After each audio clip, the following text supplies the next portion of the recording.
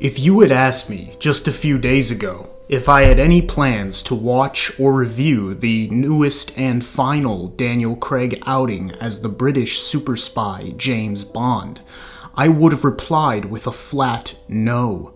However, my Semitic hankering for a mobile coupon, combined with my pathetic lack of anything better to do, left me with no choice. Unfortunately, living in a big city with public transportation largely restricted by the government due to the pandemic resulted in a race against the clock. I was late to the film by about 20 minutes. Due to a bug on my phone, it took 2 Uber trips just to make it to the theater. Defeated, I bought an overpriced Heineken and endured nearly 3 hours of what would become the literal and figurative assassination of a once beloved cinema icon. The reason I spoil the ending in the title of this video is because I believe it is the right thing to do. It is like saying to a diabetic, "Don't eat that cookie, it might kill you," or to a rowdy teenager, "Hey, just not heroin, buddy." You can cry and complain all you want about me spoiling this cheesy turd, a rape and literal murder of intellectual property. But if your movie can be spoiled in 3 words or less, maybe you should consider what is there to value in this movie.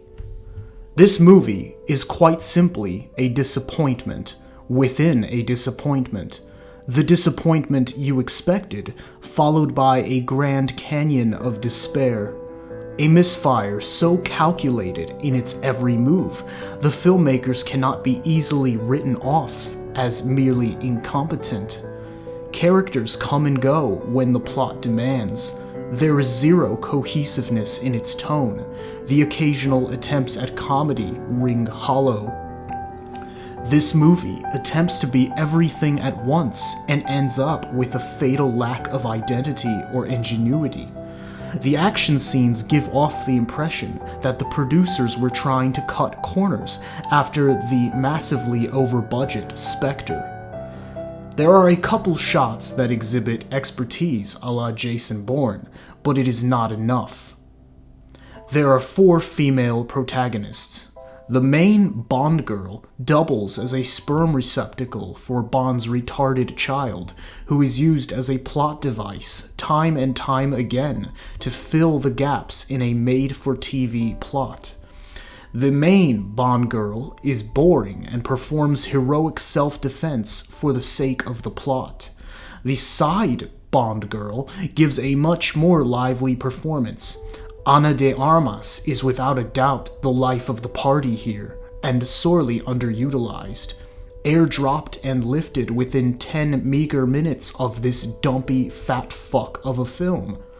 Thirdly, we are given a black female agent named Nomi who goes tit for tat with Bond over who gets to own the 007 name tag, based on the assumption that Bond was previously thought dead for the 5th consecutive time in this series. M, played by Ralph Fiennes, thought not to give Nomi her own number. It is one of the many incoherent and artificial forks in the road this movie uses to pad its titanic runtime. Fourth, just for the hell of it, they decide to shove Miss Moneypenny in 2 scenes as an afterthought. And if we are being generous, we could say the 5th Bond girl title belongs to Agent Q, the homosexual science nerd who is nothing special at all. The reference to his homosexuality is kept so minute that it can be easily edited out for Chinese audiences.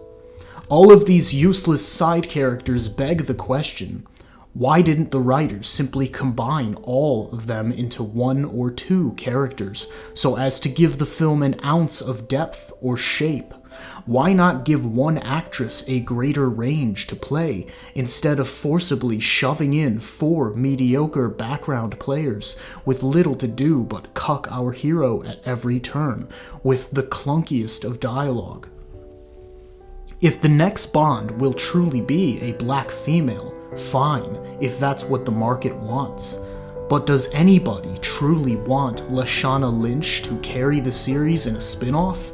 Her character, Nomi, like everything else, is left to fumble with dollar store semantics, as M assigns her the title 007 early on, only for her to renounce it and give it back to Bond so he can die with that much intact, at least. All this speaks to the poor leadership of M, which is hinted at in certain scenes. Bond ruffling the feathers of his superiors has been a theme throughout the Daniel Craig era, but it's never been mined for actual conflict. Instead, it's been replaced with a single cameo from Christoph Waltz as Blofeld, in a bizarre scene in which you can almost hear a box being ticked by studio management. Daniel Craig is more emotionally invested in his character than in previous installments, but this does not play as delicately as one would hope. The character is gradually ground down to a wimpy, estrogen-filled puppy, prone to sudden outbursts that feel designed to kneecap his legacy. The script goes to incredible lengths to rewrite his famously cold and distant Bond into some sort of soft-hearted romantic, and as a result, takes a sudden nosedive in the third act, made all the more obvious by the fact that the star-crossed lovers have zero chemistry.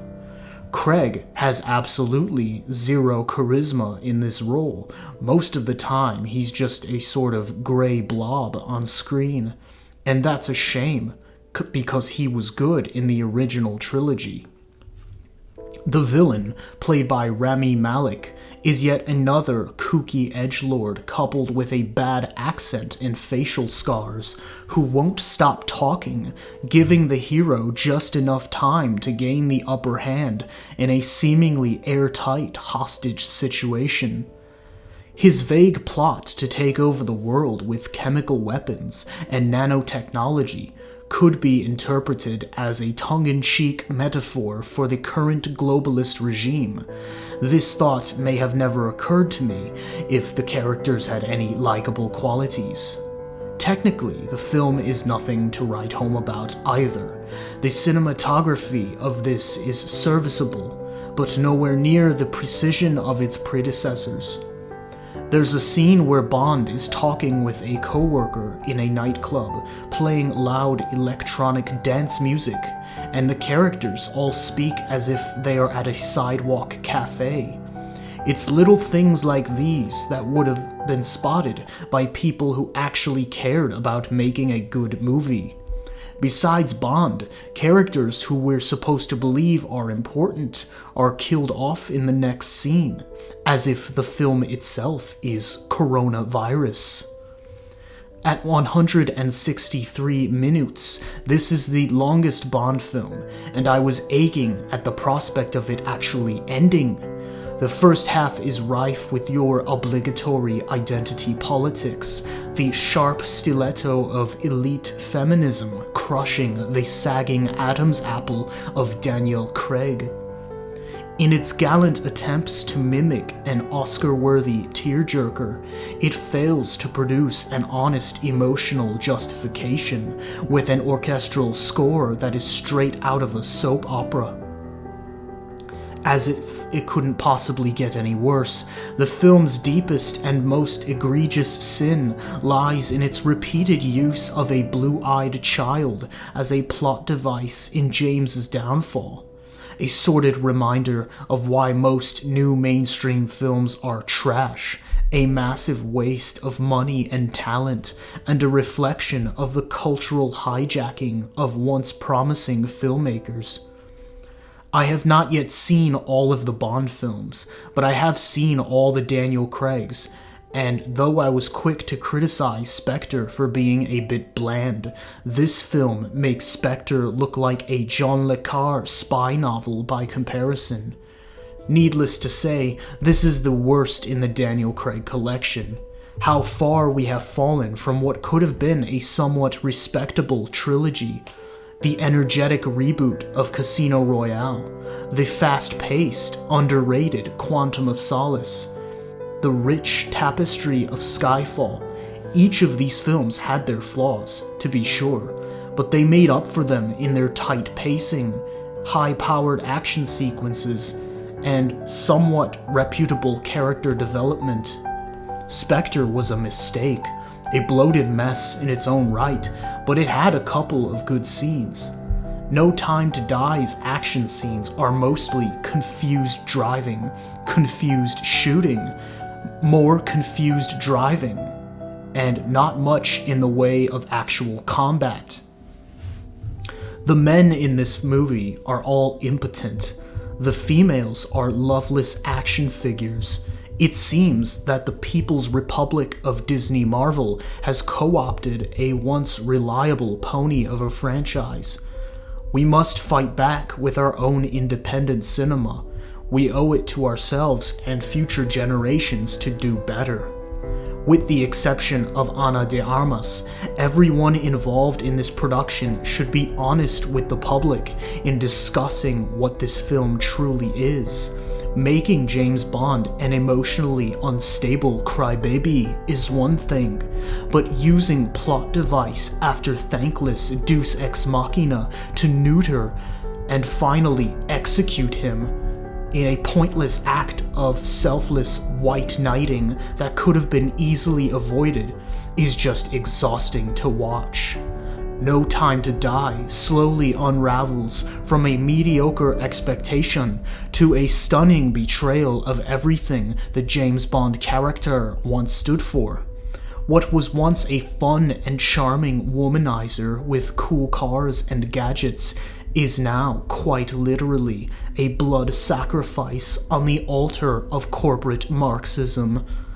The title itself indulging itself in ironic misdirection. No Time to Die indeed, until he fucking dies. He dies because he is coated with a nanovirus by hack Russian villain that would kill the people he loves if he comes into contact with them. In the film's finale, everybody is screaming, "Get out of there! Get off the island, it's gonna blow."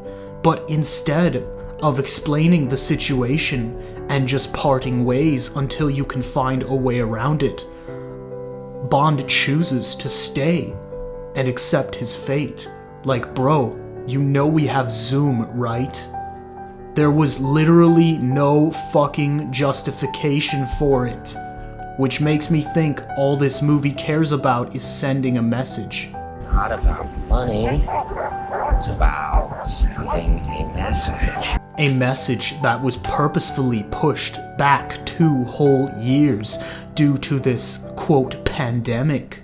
And the message is, masculinity is bad, diversity is more important than humanity. We control everything you watch, and if you won't pay to see it, we'll pay for you to see it. Don't make the same mistake I did. Avoid this lifeless junk, and don't listen to the critics. How many times do you have to watch a movie with a 90% on Rotten Tomatoes, and you come out like, damn, homie, I feel like I was conned? Because you were. These are not honest critics. They get paid to say nice things about movies that suck. Okay, I'm done now. Mr. Daniel?